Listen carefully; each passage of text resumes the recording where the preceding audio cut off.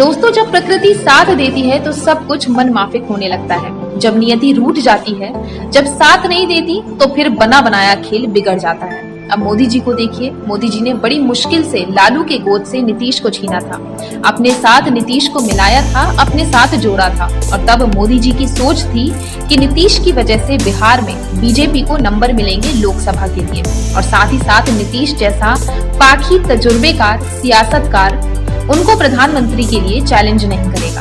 अब देखा जाए तो परफेक्ट स्ट्रेटजी थी, एक जबरदस्त रणनीति थी। लेकिन आज ऐसा लगता है कि न सिर्फ मुल्क के हालात खराब हैं, बल्कि बिहार को लेकर, नीतीश को लेकर मोदी जी की रणनीति भी गड़बड़ा गई है, या ऐसा कहा जाए कि किस्मत रूठ गई है। क्योंकि वही नीतीश जो उनके साथ चल रहे थे, आज बिहार में उन्होंने बीजेपी को टिच कर दिया, छोड़ दिया। और साथ ही साथ ऐसे हालात हैं जब मुल्क तमाम चुनौतियों का सामना कर रहा है, नीतीश प्रधानमंत्री मोदी के सामने खड़े हो गए एक चैलेंजर के तौर पर। आप खुद सुनिए नीतीश जी ने क्या कहा। इतना तो जरूर कर दीजिए ना कि 14 में जो आए 24 तक के आगे रह पाएंगे कि नहीं रह पाएंगे। अब नीतीश कह रहे हैं जो 2014 में थे वह हरगिज 2024 में नहीं रह पाएंगे। ये बहुत बोल्ड स्टेटमेंट है।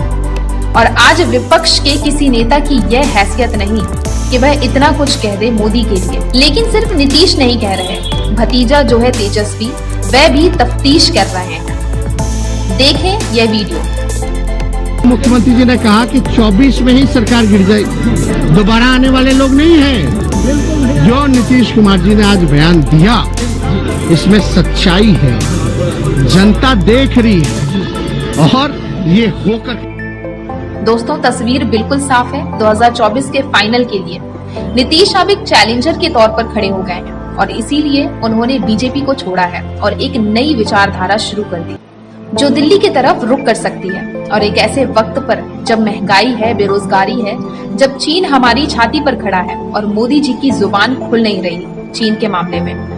और भी समस्याएं हैं अर्थव्यवस्था को लेकर, हालात को लेकर, ईडी को लेकर, सीबीआई को लेकर, संवैधानिक संस्थाओं को लेकर। कहीं ना कहीं लोग अब महसूस करने लगे हैं यह कुछ तानाशाह टाइप की सरकार है, जिससे दो लोग चला रहे हैं, जिन दो लोगों के पीछे दो उद्योगपति खड़े हैं। अब यह मैसेज लोग समझने लगे हैं। ऐसे वक्त पर, ऐसे मुश्किल वक्त पर मोदी के सामने नीतीश खड़े होंगे। एक ऐसे वक्त में जब बिहार से लेकर गुजरात तक, महाराष्ट्र तक ईडी के छापे पड़ रहे हैं, जब विपक्ष के बड़े बड़े नेता जेल जा रहे हैं या उन्हें जेल का रास्ता दिखाया जा रहा है, जब विपक्ष की कोई बड़ी आवाज नहीं है, उनका तजुर्बेकार कोई नेता नहीं है, ऐसे मौके पर नीतीश सामने आए हैं। शायद इसीलिए विपक्ष के सभी नेता नीतीश के पीछे खड़े हो रहे हैं। सबसे बड़ी बात, कांग्रेस भी नीतीश के पीछे खड़ी हो रही है। यानी मुकाबला बहुत दिलचस्प होने वाला है 2024 का।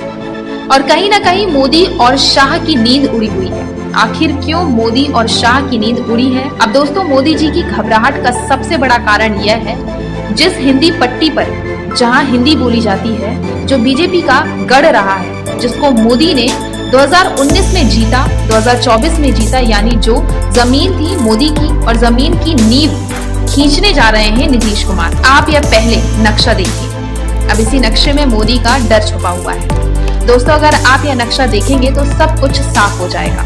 इस नक्शे में असम नहीं है, पश्चिम बंगाल नहीं है, उड़ीसा से कुछ सीटें बीजेपी को मिली थी, इसमें उड़ीसा का जिक्र नहीं है, कर्नाटक का जिक्र नहीं है, गुजरात का जिक्र नहीं है। इस नक्शे में सिर्फ वही हिस्सा है जहां हिंदी बोली जाती है, जहां हिंदी समझी जाती है। अगर आप यह नक्शा ध्यान से देखेंगे तो आप देखेंगे कि सारा खेल मोदी ने इसी पट्टी पर खेला है। मिसाल के तौर पर इस पूरे बेल्ट में 273 सीटें हैं और इसमें से 200 ले गए मोदी। और अगर आप देखें नक्शा तो बिहार में 40 में से 17 एक तरफ से क्लियर है। इसमें मैंने जेडीयू की 16 सीटें नहीं जोड़ी हैं। झारखंड में भी वही असर रहा, छत्तीसगढ़ में 9 ले गए, उत्तर प्रदेश में 80 में 62 ले गए, जिनमें मैंने 2 अपना दल की नहीं जोड़ी। और अभी जो रामपुर और आजमगढ़ में बीजेपी जीती है वह भी नहीं जोड़ा है। उत्तराखंड और हिमाचल में जिक्र नहीं कर रहा। छोटे छोटे स्टेट हैं, लेकिन 9 की 9 सीटें 5 और 4 मोदी के खाते में गई हैं। हरियाणा में जहां पार्टी थी ही नहीं, जहां सुषमा स्वराज को विदेश से जाकर लड़ना पड़ता था, 10 में से 10। दिल्ली में केजरीवाल होने के बावजूद 7 पूरी सीटें मिली। राजस्थान में 25 में से 24, मध्य प्रदेश में 29 में से 28, महाराष्ट्र में 48 में से 23। तो कुल मिलाकर जो गणित है मोदी की, वह हिंदी हार्ट रेट है। मोदी की यही ताकत है और इसी ताकत पर उन्होंने गेम खेला 2019 का और 2014 का। अब इसी जमीन पर नीतीश खड़े हुए हैं। दोस्तों 2019 का जो चुनाव था उनको कोई चैलेंज करने वाला ही नहीं था और राहुल गांधी जो अमेठी हार गए वह केरल पर फोकस कर रहे थे। केरल से ही अंततः वह जीत कर आए। आप ये कह सकते हैं कि मैदान खाली पड़ा था और कोई विरोध करने वाला कद्दावर नेता था ही नहीं, इसलिए उन्होंने 200 सीटें जीत ली 273 में से। लेकिन अब हिंदी बोलने वाला बेहतर तजुर्बे वाला 8 बार का मुख्यमंत्री समाजवादी और भाजपा की धारा से निकला हुआ, जिस पर आप देशद्रोह का इल्जाम नहीं लगा सकते, वह शख्स जिस पर आप परिवारवाद का आरोप नहीं लगा सकते, वह शख्स जिस पर आप दंगे कराने के आरोप नहीं लगा सकते, वह शख्स नीतीश कुमार। यदि आप आज किसी से भी ये सवाल करें कि महंगाई है, बेरोजगारी है, तो लोग कहेंगे कि हाँ ये सब है। लेकिन वोटर सवाल करता है कि यदि मोदी को वोट ना दें तो फिर किसको? मोदी नहीं तो फिर कौन? क्या राहुल गांधी को वोट दें? इस तरह की बातें आती हैं। तो जो पहला सवाल है कि मोदी नहीं तो कौन, तो यह तस्वीर सामने आ गई है नीतीश कुमार। दूसरा सवाल है कि मोदी के सामने जो भी खड़ा होता है, अगर राहुल गांधी खड़े होते हैं तो लोग मुस्लिम तुष्टीकरण के आरोप लगा देते हैं, हिंदू मुस्लिम कर देते हैं, या अखिलेश खड़े होते हैं तो हिंदू मुस्लिम कर दिया जाता है। अब कि आप नीतीश के कुछ प्लस और माइनस पॉइंट को देख लें। अब दोस्तों अगर ये चार्ट हम देखें नीतीश कुमार की जो पॉलिटिकल पर्सनालिटी है, उम्मीदवार के तौर पर, प्रधानमंत्री के तौर पर जो प्लस और माइनस पॉइंट है। पहला पॉइंट जो सबसे बड़ा पॉइंट है आज जिसका फायदा मोदी उठा रहे हैं, भ्रष्टाचारी DCBI सत्यनिष्ठा जिसे हम ऑनेस्टी कहते हैं, उसमें नीतीश कम नहीं है मोदी से, क्योंकि उनकी जो राजनीति यात्रा है उसमें कोई कॉर्पोरेट खूनी कैपिटल नहीं आया, उन पर इस तरह के आरोप नहीं लगे, उन्होंने किसी के जहाज किराए पर नहीं दिए। दूसरी चीज डिलीवरी। बिहार जैसे राज्य जहां पर तमाम माफिया थे, जहां पर तमाम सेना थी, उन्होंने तमाम माफिया खत्म किए और एक नई नीति बनाई जहां पर उन्हें सुशासन बाबू कहा गया। अब यहाँ पर एक माइनस पॉइंट, कॉर्पोरेट लॉबी दरअसल नीतीश के साथ नहीं। आप कह सकते हैं कि वह गौतम अडानी साहब, अंबानी हो या जो बड़े उद्योगपति, वह उनके साथ नहीं। उसकी यह वजह है कि बिहार उस लेवल पर इंडस्ट्री लाइक नहीं है, तो यह आप कह सकते हैं कि यह माइनस पॉइंट है उनका। नेशनलिस्ट, और यह भी एक सवाल के घेरे में हमेशा घेरा जाता है, कभी अखिलेश को घेर लेते हैं, कभी लालू को घेर लेते हैं, तुष्टीकरण का आरोप लगा देते हैं, कभी देशद्रोह का आरोप लगा देते हैं। यह आरोप नीतीश कुमार पर नहीं चलेगा, क्योंकि वह अटल अडवाणी की धारा से निकलकर मोदी के साथ भी रहे। आप ये कह सकते हैं कि उन्हीं के पीछे एक आदमी निकला और मैदान में खड़ा हो गया।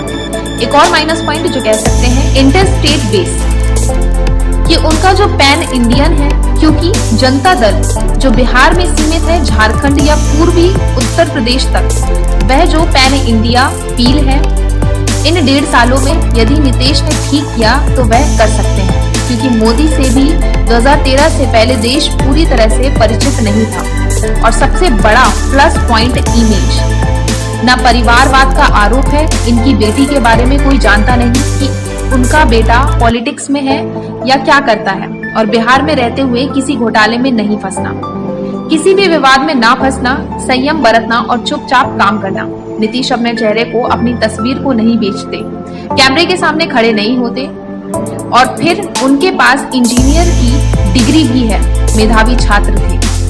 मोदी जी नीतीश के इसी औरे, इसी पर्सनैलिटी से डर रहे हैं। यदि यह सामने निकल कर आएगा तो क्या होगा?